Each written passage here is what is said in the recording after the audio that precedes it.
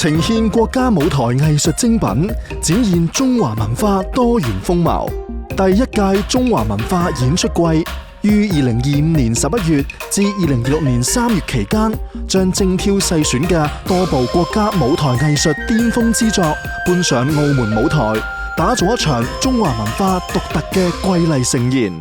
六標虎謀，跨夜空。開幕巨獻國家京劇院，著名京劇表演藝術家于魁智、葵道節、黃越、郭柱峰等共同演繹群英會、謝東風、華容道，好戲薈萃，韻白唱腔繞梁，唱念做打間，盡見國粹風骨。經典名作《白蛇傳》，一甲子薪火相傳，李勝素親攜京劇新銳楚風兒，於鑼鼓絲竹間演繹雷峰塔下至死不渝嘅心情，字字句句叩問人心。我們回去吧，回去吧，子宇，求求你，帶我回江東吧。楚軍形象沉浸式體驗，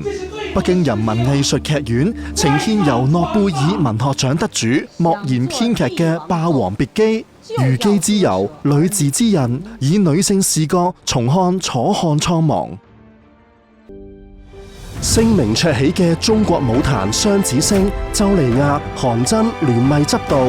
融合舞蹈、武術、戲劇及科技元素，用舞台重塑家喻戶曉嘅巾幗英雄故事《花木蘭》。文化不獨在殿堂，亦在你我生活之中。除劇場演出，演出季更特別開展一系列節目延伸活動及交流演出。中央歌劇院走進校園，呈現中外聲樂精品。中國煤礦民工團喺新春期間到社區賀歲，展現相聲、雙簧、空竹雜技等多種傳統技藝，與眾同樂。將優質文化種子喺社區同校園傳播，令中華藝術滲透澳門嘅生活日常。名團名家薈萃，中華文化演出季邀請你坐看千年經典，共賞百藝風華。